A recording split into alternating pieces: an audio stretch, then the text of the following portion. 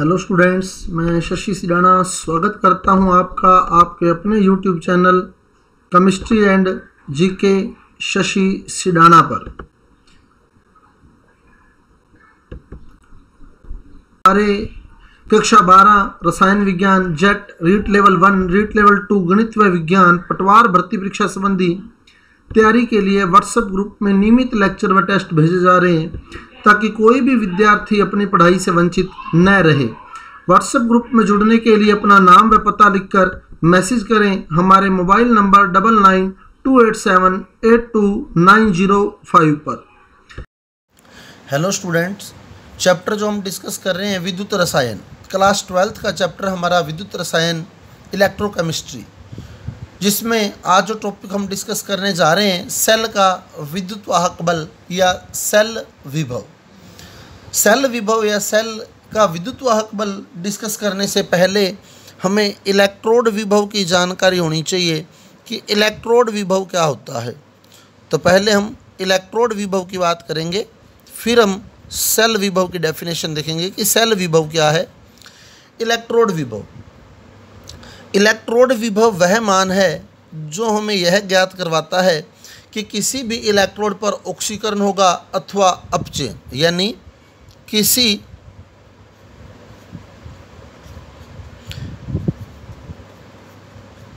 Electrode द्वारा electron ग्रहण करने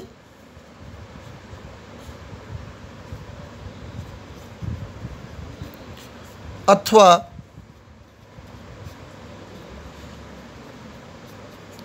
त्याग करने। जब वो इलेक्ट्रॉन ग्रहण करेगा तो वहाँ अपचयन हो जाएगा, जब इलेक्ट्रॉन त्याग करेगा तो वहाँ ऑक्सीकरण हो जाएगा। तो किसी इलेक्ट्रोड द्वारा इलेक्ट्रॉन ग्रहण करने अथवा त्याग करने की प्रवृत्ति का माप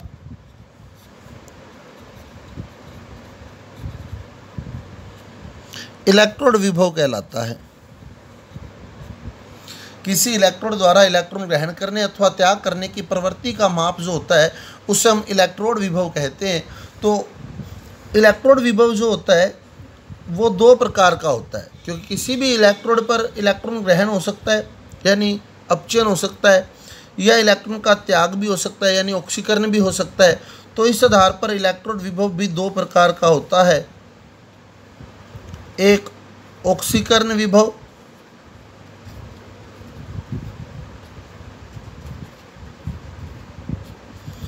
और एक अपचयन विभव। एक तो ऑक्सीकरण विभव होता है और एक अपचयन विभव होता है। तो दो प्रकार का ही इलेक्ट्रोड विभव होता है। तो ऑक्सीकरण विभव क्या है? ऑक्सीकरण विभव जो इलेक्ट्रोड द्वारा इलेक्ट्रॉन त्याग करने की प्रवृत्ति को बताए, इलेक्ट्रॉन द्वारा इलेक्ट्रोड त्याग करने की प्रवृत्ति को बताए, यानी जब कोई धातु इलेक्ट्रॉन त्याग करके ऑक्सीकृत हो जाती है तो उस समय जो इलेक्ट्रोड का विभव होता है, जैसे Zn जो है वो बदल गया Zn+2 में दो इलेक्ट्रॉन त्याग कर, Zn बदल गया Zn+2 में दो इलेक्ट्रोड त्याग कर। तो यहाँ Zn का क्या हुआ? ऑक्सीकरण। तो इस समय जो विभव उत्पन्न होता है उस विभव को हम ऑक्सीकरण विभव कहते हैं, या वह इलेक्ट्रोड विभव जिसमें धातु इलेक्ट्रॉन का त्याग करके ऑक्सीकृत हो जाती है उसे ऑक्सीकरण विभव कहते हैं। और वह विभव जिसमें धातु आयन जैसे Cu+2 इलेक्ट्रॉन ग्रहण करके अपचयित हो जाता है तो उसे अपचयन विभव कहते हैं। तो इस आधार पर विभव दो प्रकार का होता है, एक ऑक्सीकरण विभव और एक अपचयन विभव। जैसे इलेक्ट्रोड विभव को हम E से डिनोट करते हैं, E। अब जब न्यूमेरिकल आएंगे तब ये बातें यूज होंगी। E के पैर में जैसे यूं शो कर देगा वो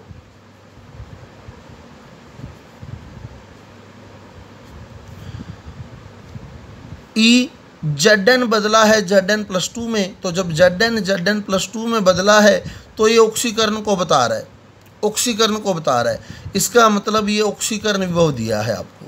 तो ये जो है ये ऑक्सीकरण विभव दिया है। ये ऑक्सीकरण विभव लिखने का तरीका है। ई पैर में Zn+2, तो आपने यहाँ देखना है Zn बदला है किसमें, Zn+2 में, तो जो विभव होगा वो ऑक्सीकरण विभव होगा। और इसी को अगर मैं यूँ लिख दूँ E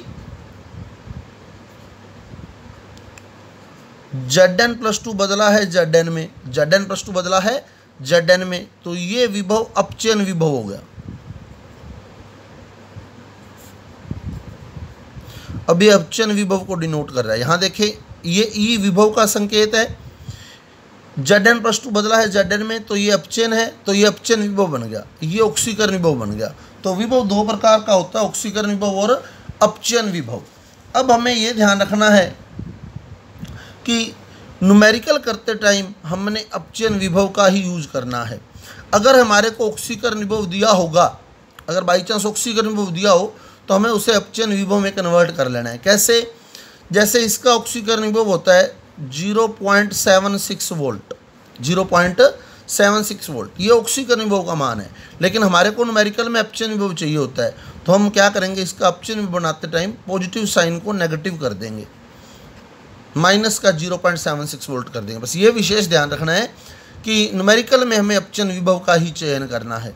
अगर ऑक्सीकरण विभव दिया हो तो उसे अपचयन विभव में बदलना है। क्लियर? तो एक बार फिर रिपीट कर दें। इलेक्ट्रोड विभव जो है वो वह माप है जो किसी भी इलेक्ट्रोड द्वारा इलेक्ट्रॉन ग्रहण करने या त्याग करने की प्रवृत्ति को बताता है। अगर किसी इलेक्ट्रोड पर इलेक्ट्रॉन त्याग किए जा रहे हैं तो उसका विभव ऑक्सीकरण विभव होगा, और अगर किसी इलेक्ट्रोड पर इलेक्ट्रॉन ग्रहण किए जा रहे हैं तो उसका विभव अपचयन विभव होगा। क्लियर? और न्यूमेरिकल करते टाइम हमें अपचयन विभव का ही चयन करना है। अगर ऑक्सीकरण विभव दिया हो तो उसे अपचयन विभव में कन्वर्ट करना है। अब इलेक्ट्रोड विभव की उत्पत्ति कैसे होती है उसको हम डिस्कस करेंगे कि कैसे इलेक्ट्रोड विभव उत्पन्न होता है। किसी भी सेल के अंदर या किसी भी इलेक्ट्रोड पर कैसे इलेक्ट्रोड विभव उत्पन्न होता है। तो डेनियल सेल पे मैं एक बार वापस आ रहा हूँ। कल हमने डेनियल सेल डिस्कस किया था, तो हमने दो पात्र लिए थे। एक पात्र में ZnSO4 भरा था, दूसरे पात्र में हमने CuSO4 भरा था। ZnSO4 वाले पात्र में Zn की छड़ और CuSO4 वाले पात्र में Cu की छड़ लगी थी।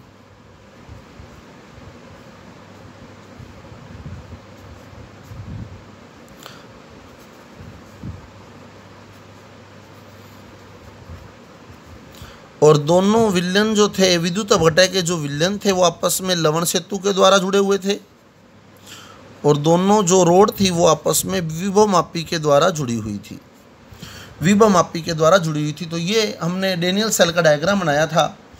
तो यहाँ ऑक्सीकरण की क्रिया हुई थी, तो यहाँ Zn बदला था किसमें, Zn+2 में, तो Zn बदला था Zn+2 में। तो Zn+2 जो थे वो विलयन में आ गए थे, और यहाँ Cu+2 जो था वो छड़ पर चला गया था, Cu+2 छड़ पर चला गया था। तो इसी बेस पर तीन प्रकार के इलेक्ट्रोड जो होते हैं,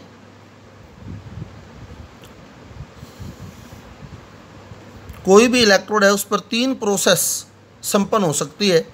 पहली प्रोसेस ये है, जैसे ये मान लो धातु का इलेक्ट्रोड है, मान ले कॉपर का इलेक्ट्रोड है, CuSO4 के विलयन में डूबा हुआ है, ये CuSO4 का विलयन है, तो इसमें कोई भी क्रिया अभी नहीं हो रही है। तो ऐसे इलेक्ट्रोड को हम बोलते हैं शून्य या नल इलेक्ट्रोड, शून्य या नल इलेक्ट्रोड। तो जिसमें कोई भी अभिक्रिया नहीं हो रही है वो शून्य या नल इलेक्ट्रोड है। तो तीन संभावनाएं हैं। एक तो ये संभावना है कि कोई अभिक्रिया ही ना हो, एक ये संभावना है कि उस पर ऑक्सीकरण हो, एक ये संभावना है कि उस पर अपचयन हो। तो तीन संभावनाएं होती हैं इलेक्ट्रोड पर। एक तो ऐसी संभावना है कि कोई अभिक्रिया ना हो, तो वो इलेक्ट्रोड तो होता है शून्य इलेक्ट्रोड या नल इलेक्ट्रोड।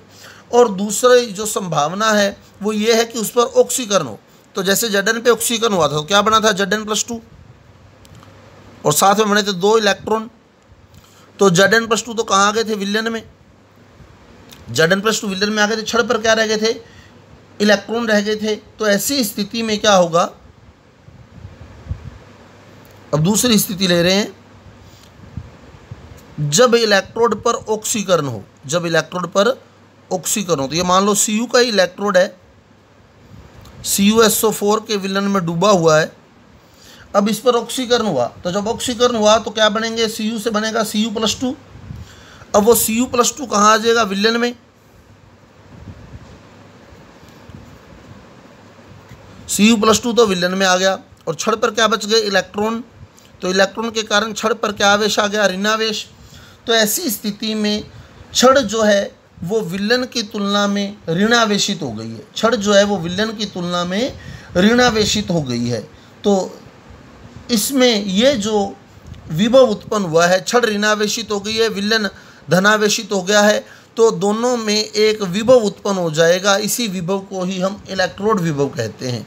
तो जब इलेक्ट्रोड पर ऑक्सीकरण होता है तो ऑक्सीकरण के फलस्वरूप बने आयन विलन में आ जाते हैं और इलेक्ट्रॉन छड़ पर रह जाते हैं। तो इस स्थिति में छड़ पर ऋणावेश आ जाता है, छड़ पर ऋणावेश आ जाता है, यानी धातु इलेक्ट्रोड जो होता है वो विलन की तुलना में ऋणावेशित हो जाता है, जिससे इलेक्ट्रोड और विलन में एक विभवांतर उत्पन्न हो जाता है। इसी विभवांतर को ही हम इलेक्ट्रोड विभव कहते हैं। क्लियर, ये इलेक्ट्रोड विभव उत्पन्न हुआ है और यहाँ छड़ जो है वो ऋणावेशित हो गई है, विलन की तुलना में छड़ ऋणावेशित हो गई है। अब तीसरी स्थिति देखें,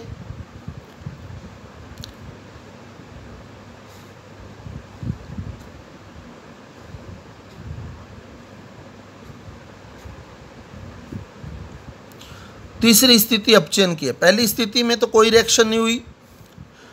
दूसरी स्थिति में क्या हुआ, ऑक्सीकरण। ऑक्सीकरण से बने आयन कहाँ आ गए, विलन में। छड़ पर क्या रह गए, इलेक्ट्रॉन। तो छड़ जो है वो विलन की तुलना में ऋणावेशित हो गई।